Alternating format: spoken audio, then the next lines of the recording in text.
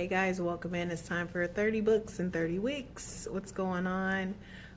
Just wanted to check in. We are in week 9 of our reading and personal development challenge.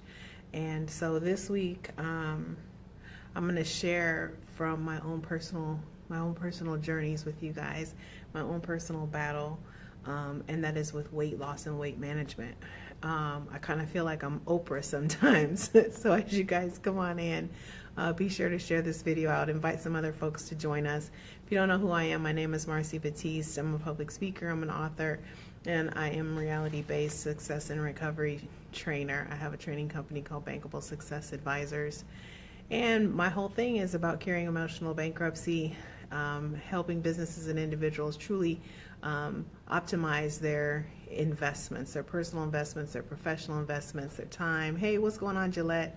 Their time, their energy, their emotion, making sure that if you're going to make that investment, you get the optimum return for that investment.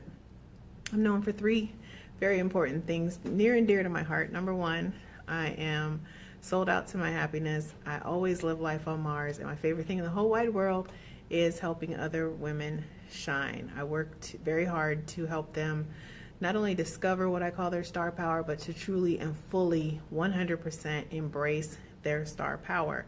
And in doing so, then they're able to help other women ignite their lights and embrace their own star power. And so it sort of becomes contagious. So 2018 for me is a milestone year. The goal is to work with 1,000 women to help them embrace that star power, ignite and light the fire within them, and deal with some of the past pains, fears, flaws, and failures that have held us hostage and have created, in some cases, weight struggles. So the book of this week is called A Course in Weight Loss, 21 Spiritual Lessons for Surrendering Your Weight Forever. I'm here to tell you, as a lifelong battle with weight management and weight control, it's not forever on accident. It's forever on purpose. You have to be strategic about it. You have to be intentional about it. You have to always be dialed into, am I making the right investments in my nutrition? Am I making the right investments in my exercise, and so forth and so on? So I pulled this book off of my personal development library because I have managed to, over the last couple years, gain about 30 pounds because I've just been lazy and I've been sloppy. And so I wanted to talk, though, tonight specifically. A lot of times you'll hear people talk about, oh, that person is an addiction or they're a compulsive overeater, and not really understanding, because they tend to use those terms interchangeably, right? And they're not interchangeable. They're different. The difference is primarily, for instance, an addiction is you become dependent upon that substance. You become dependent on food in this case, because we're talking about weight management, we're talking about nutrition. So the addiction piece is truly a dependency. You rely on things that you're addicted to, drugs, alcohol, food, whatever. You rely on those things as a coping mechanism. That's how you get through life. That's your go-to, that's your comfort. So when you hear people talk about, oh, I eat for stress, or I eat for out of emotion or whatever, that's bordering on addiction, because you're using the food as a coping mechanism, similar to how a drug addict or an alcoholic would use those substances. Same thing with sex. So all of these different addictions basically are just coping mechanisms that we turn to because we don't want to be in relationship with the reality of life. So when I talk to you guys about being a reality-based trainer, this is the kind of stuff I'm talking about. It's real life stuff. We're not talking about no fluffy, fancy, blah, blah, blah, blah, blah, out high in the pie in the sky kind of thing. It's real life stuff. And like I said, sharing authentically and transparently, I've struggled my whole entire life. I used to be almost 400 pounds. I lost 200. I kept it off we're going on now for close to 15 years. But it's a strategic and intentional battle that I manage every single day. And so it doesn't just happen by circumstance that the weight just stays off. because when you lax, when you're not focused, when I'm not exercising, when I'm not eating right, then the weight creeps back on, which is where I am today. So now I find myself making some course corrections, and that's okay.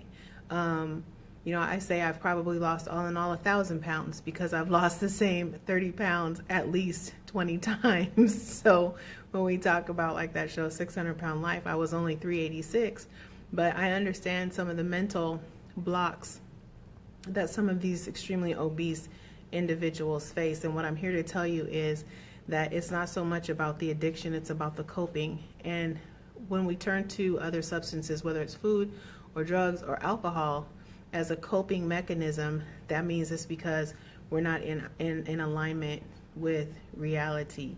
And as a reality-based trainer, that's what I know to be true as the core and the key problem to most of our disappointments, most of our frustrations, is we're constantly trying to fight reality. We're constantly trying to avoid reality, deny the facts of the situations, deny what's really real.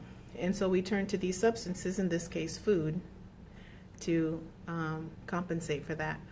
And then the other side of that is compulsion, which is a much narrower component of addiction. And so oftentimes you'll have these addictions that we're using as a coping mechanism that then drives the compulsion. And so then the compulsion is just that constant, it's like this urge that you just have, like you just have to have it, you just have to have it. So one of my bad things is I've started drinking soda again. Soda becomes a compulsion for me. Like, I love soda, but for 4 or 5 years I didn't drink soda. I was fine. I was fine, but it's a compulsive trigger for me. So I know now I've started drinking soda again. I have to wean myself back off of the soda. And so that's how we look at compulsion versus addiction. I don't have an addiction to food because I don't turn to food as a coping mechanism, but I certainly have compulsions of certain things. I love me some tacos. I love some soda. I love pizza. I love pasta. I love carbs in general. But I'm in relation with the reality of what has to be done. So I know about my nutrition. I know about my exercise regimens and the things that I have to have in place that make me be successful. What I love about this book, though, is we talk about the spiritual lessons. And a big part of everything that we do comes down to our faith and our belief that better is possible. And for me, what I often tell my clients is that if you don't believe better is possible, it never will be. If you don't believe that you can get control of your addiction, if you don't believe that you can control of your weight, if you don't believe that you can get control of those habits, you won't. It'll become this impossible task for you because your mindset, your spirit, your soul is not in alignment with what your mind is telling your body to do. And our thoughts are so powerful. So I wanted to talk a little bit tonight about the difference between addiction and compulsion, so you kind of get a feel for that. And then as we dive into this week, I really I'm sharing 100%, you guys. It doesn't ever end. It doesn't end. I love pizza. I love wine. I love cocktails. I love going out for drinks with friends. I love a great burger. But I know that in order for me to get back in alignment, it's going to take some very, very intentional, very, very methodical and well planned out strategies and steps to have in place. And so if you're someone who is, or someone who is struggling with weight, struggling with the why do I eat when I know it's so bad for me, share this video with them. Tell them to hit my inbox. I love working with people to help them get into relation with the reality of the circumstance.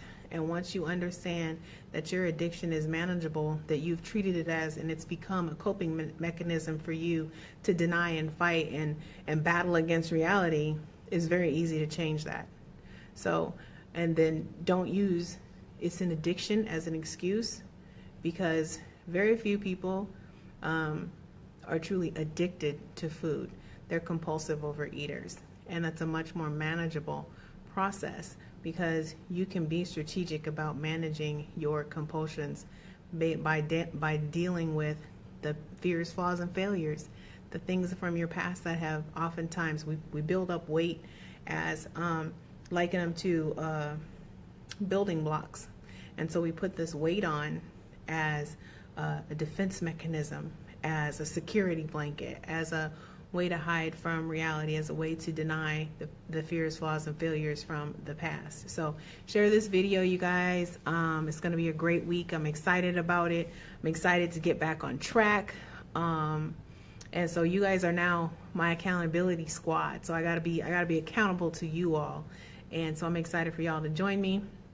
As always, thank you so much for jumping on the video. Thank you so much for participating. Like I said, if you know somebody who's struggling with weight loss, weight management, weight control, or just really is in a little bit of denial with reality, hit my inbox. It's open 24 hours a day.